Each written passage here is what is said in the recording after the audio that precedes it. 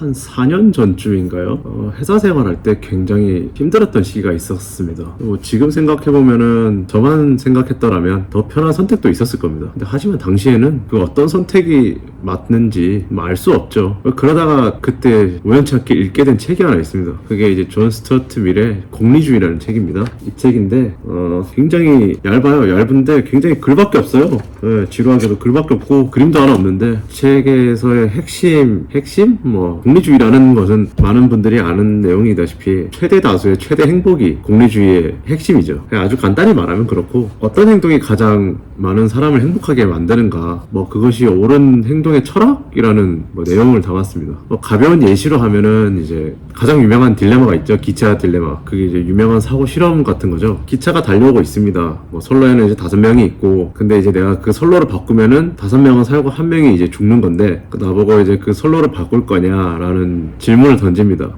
공리주의는 생각보다 현실적이죠. 왜냐하면 우리는 매일매일 선택을 해야 되니까요. 회사에서도 가정에서도 비즈니스에서도 누군가는 손해를 보고 누군가는 이익을 얻는 상황이 생깁니다. 그래서 공리주의는 참 현실적이죠. 근데 이제 문제도 있죠. 공리주의도 한계가 있습니다. 최대 다수의 행복을 추구하다 보면 소수의 희생이 정당화 될 수도 있거든요. 예를 들면은 종교분포를 예를 들게요. 이 부분이 조금 비슷하다고 저는 느끼거든요. 대부분의 사람들에게는 좋은 답을 줄 수 있습니다. 하지만 그 종교분포에 이렇게 종교분포에 아래고 양쪽에 있는 이 끝에 있는 사람들에게도 정말 좋은 답이 될까? 그건 또 다른 문제죠. 즉 이 책을 읽으면서 저에게 답을 줬냐? 근데 그런 건 아니었어요. 정답을 주시지는 않았고 솔직히 말하면 다 읽지도 않았고 공리주의라는 내용을 알기 때문이라기보다는 정말 지루하거든요. 정말 지루합니다. 이 책이 처음에는 조금 읽히다가 끝에 가면은 또 이게 좀 지루합니다. 여튼 고전 철학책이 생각보다 지루하고 어렵거든요. 그렇지만 이제 그 책을 이제 좀 읽으면서 한 가지 얻은 게 있죠. 정답이 아니라 선택을 하는 기준을 얻었습니다. 저는 이제 골프채를 이제 유통을 하는 사람이다 보니 저에게도 지인분들께서 많은 질문을 하죠. 그 중에 이제 어떤 드라이버가 가장 좋나요? 근데 저는 이렇게 답을 잘 못해요. 그런 거에 대해서. 왜냐면 모든 사람들에게 좋은 드라이버는 존재하지 않아요. 그게 존재했으면은 그거는 진짜로 엄청난 드라이버겠지. 앞전 영상에서 찍었듯이 카본 베이스가 얻는 것이 있으면 잃는 것도 있고 티탄도 얻는 게 있으면 잃는 것도 있고 그거 똑같은 맥락이다 보니까 무엇이 최고가 아니라 이제 나한테 무엇이 적합한가입니다. 제가 유통하는 브랜드라고 해서 꼭 그게 다 맞다고 권하지도 않고 어떤 분에게는 다른 브랜드가 더 잘 맞을 수도 있고 왜냐면 그 브랜드사들마다 추구하는 게 다 다르다 보니까 제가 하는 역할은 정답을 알려주는 게 아니라 선택을 돕는 거죠. 선택을 돕는 역할을 하다 보니 우리가 라운딩을 가서도 항상 선택을 하지 않습니까? 타로를 돌면서 드라이버를 칠 때든 티잉 그라운드에서도 내가 어디에서 칠지 그리고 또 어디에 포인트를 주고 어느 쪽으로 타겟을 설정해서 어디로 보낼지 모든 것을 생각하고 고려하고 제가 선택을 하는 거지 않습니까? 근데 그 선택이 항상 완벽한 결과를 가져오진 않죠. 완벽한 결과를 가져와도 미련이 남고 후회가 남는 거는 골프라는 스포츠지 않을까라는 생각을 또 합니다. 그래서 골프 치다 보면은 한 가지 생각이 듭니다. 골프도 끊임없는 선택의 연속이라는 걸. 핀을 바로 볼 것인가, 그린 가운데를 볼 것인가,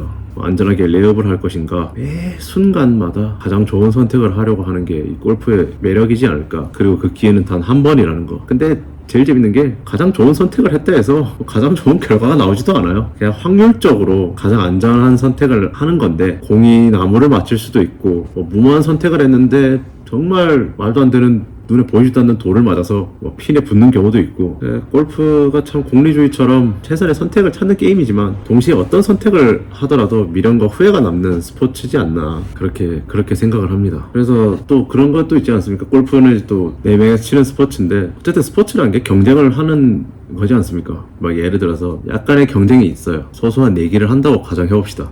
제가 치다가 제가 버디를 하나 했어. 그럼 저는 행복해. 왜? 수금이 되니까. 근데 3명은 되게 싫을 거 아니에요. 돈이 나가니까. 지출이 있죠. 그러면 이게 골프는 과연 공리적인 스포츠인가? 근데 그렇게 또 생각해보면 또 아니거든요.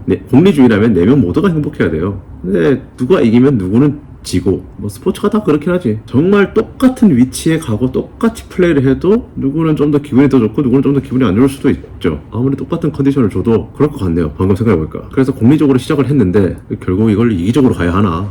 골프의 묘한 점이 이기적이어야 잘 칠 수 있는데 근데 또 이기적이면 안 되는 스포츠죠. 스코어를 위해서는 내 공과 나의 리듬, 나의 멘탈에 집중을 해서 엄청 이기적으로 플레이를 해야 할 거예요. 근데 그와 동시에 뭐 솔로 플레이를 하면은 뭐 안 된다기보다는 질타를 받을 수 있고 동반자도 배려해야 하고 캐디도 존중해야 하고 룰 지켜야 하고 아주 중요하죠. 공동체 의식도 필요하죠. 뭐 축구는 팀 스포츠, 테니스는 개인 스포츠. 근데 골프는 개인 경기인데 사회생활 같은. 버디를 하면 행복한데 동반자 기분 나빠하는 걸 보면 또 좀 미안해. 경쟁도 하고 배려도 하고 그 균형을 찾는 사람, 그런 사람이 참 좋은 골퍼지 않을까. 그래서 골프라는 스포츠가 어렵고 공만 잘 쳐서 잘 될 것도 아니고 그렇습니다.